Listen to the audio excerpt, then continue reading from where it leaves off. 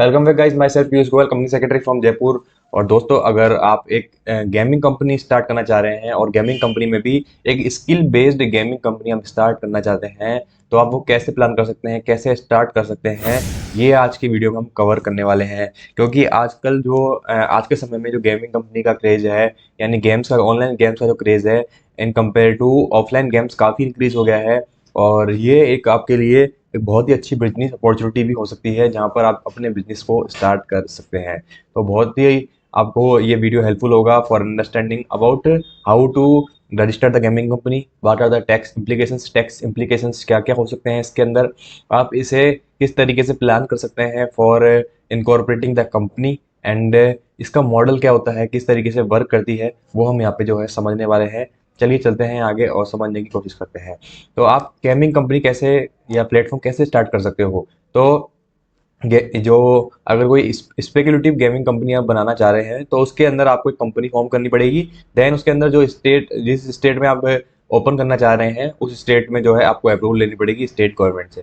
तो इसके अंदर जो है स्टेट गैम्बलिंग लॉज होते हैं। इसके अलावा जो है गेम ऑफ स्किल जो है, गैम्बलिंग और जो बैटिंग होती है उसके अंदर कवर नहीं होता, क्योंकि इसके अंदर जो है आप अपनी माइंड की यानी आप ह्यूमन जो होते हैं अपने माइंड को यूज़ करके गेम जो है यहाँ पर प्ले गेम ऑर्गेनाइज करते हैं, और यहाँ पर जो भी मनी होती है, विक्ट्री मनी, वो उनके अंदर डिस्ट्रीब्यूट की जाती है। ठीक है।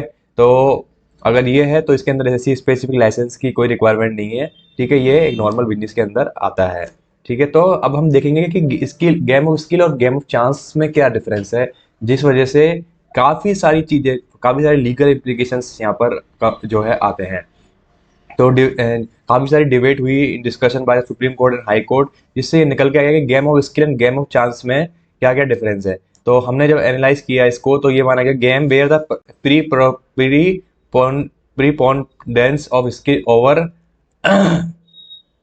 ओवर चांस इस गेम। ठीक है, तो एंड वाइस वर्सा, यानी इस preponderance of skill over chance is game, यानी गेम क्या है, अगर उसके अंदर स्किल यूज नहीं हो रही है आपकी, ठीक है, तो वो गेम नहीं है। उसके अंदर यानी प्री डिसाइडेड है कि इसमें से एक बंदा जीतेगा, एक बंदा हारेगा, this is called the game of chance. ठीक है, अब चलते हैं आगे। और अब हम देखेंगे कि below are the key points from an Indian high court से काफ़ी सारे जजमेंट आए, जिसमें ड्रीम इलेवन का जो गेम है उसके बारे में काफ़ी सारे जजमेंट्स आए। ठीक है, चैलेंज, इन जजमेंट्स को काफ़ी चैलेंज भी किया गया, एंड काफ़ी सारे जजमेंट्स को सुप्रीम कोर्ट ने डिसमिस भी किया। ठीक है, तो the court in its ruling, court ने अपनी रूलिंग में क्या कहा कि playing the dream eleven game, कि जब आप ड्रीम इलेवन पर गेम खेलते हैं, तो उसमें क्या है, कंसिडरेबल स्किल का यूज होता है। स्किल, आप अपनी स्किल को यूज करके वहाँ पर टीम बनाते हो। ठीक है, और success on the dream eleven arise out of users exercise, यानी इसके अंदर जो ड्रीम इलेवन कंपनी है उसको यहाँ पे सक्सेस मिली। ठीक है, तो कोर्ट ने ये भी कहा कि जो एलिमेंट ऑफ स्किल है, इसमें प्री डोमिनेंट इन्फ्लुएंस है on the outcome of dream eleven game. ठीक है, अब हम चलते हैं कि इस कंपनी को आप कैसे बना सकते हो। ठीक है, तो अब वो हम यहाँ पे देखने वाले हैं। टीडीएस क्या है, टीडीएस कितना परसेंट कटता है, वो भी हम यहाँ पे देखेंगे। तो how does skill based platform operates, skill based platform कैसे जो है ऑपरेट होते हैं। जो सभी अमाउंट होता है कलेक्टेड यूजर से होता है, वो एक separate non interest earning bank account में रखा जाता है। From this bank accounts the pay outs can be made, users जो है यूजर्स का अमाउंट होता है टूवर्ड्स दियर विदड्रॉल्स, योर कंपनी, यानी जो कंपनी है वो उसका हो गया एक, एंड एक गवर्नमेंट्स की जो टीडीएस कटेगा बिलिंग अमाउंट पर, एक उसका हो गया। तो your company only receive its share on pre determined platform fees through the said escrow account, यानी एक एस्क्रो अकाउंट होता है जिसमें 3 लोगों के लिए यहाँ पे जो है पेमेंट रखा जाता है। एक तो होता है यूजर्स, यानी जो भी यूजर्स दोनों में से जो भी जीतेगा उसको वहाँ पर पेमेंट करने के लिए। फर्स्ट जो नॉन इंटरेस्ट बियरिंग अकाउंट होता है, अर्निंग अकाउंट, बैंक अकाउंट होता है, वो एक एक पोर्शन तो यूजर्स के लिए रखा जाता है, एक पोर्शन जो होता है वो रखा जाता है कंपनी के लिए, कि जो प्लेटफॉर्म फीस होती है वो उसको पे कर दी जाए जब ये गेम खत्म हो जाएगा। एंड थर्ड इज गवर्नमेंट लिए रखा जाता है, जो टीडीएस होता है विनिंग अमाउंट पर, उसको पे करने के लिए। तो योर कंपनी, जो कंपनी होती है, रिसीव करती है जो प्री डिटरमाइंड शेयर होता है, प्लेटफॉर्म फीस होती है थ्रू सेड एस्क्रो एजेंट। ठीक है, टैक्सेस क्या होंगे, जब सभी प्राइजेस जीतते हैं उस पर टीडीएस लगता है at the rate of 30% TDS आपको डिडक्ट करना पड़ता है। वो आप अपना टीडीएस जो है वो कलेक्ट कर सकते हैं after after filing your return. जो जीएसटी है वो 18% एप्लीकेबल है on the platform fees collected by your company. ठीक है, अब हम देखेंगे कि कैसे रजिस्टर कर सकते हो। ये बहुत ही इंपॉर्टेंट पार्ट है।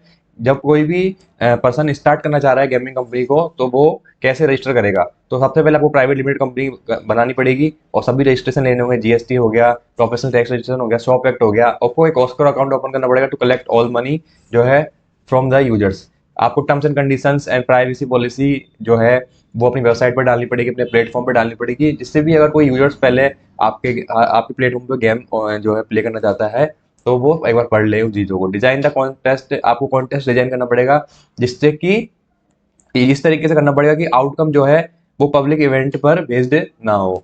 ठीक है, तो you can collect only the platform fees, आप केवल प्लेटफॉर्म फीस कलेक्ट कर सकते हैं और जो कि प्री डिटरमाइंड होगी। ऐसे नहीं कि आपका जो है कुछ भी आप लास्ट टाइम पे जो डिटरमाइन कर दें।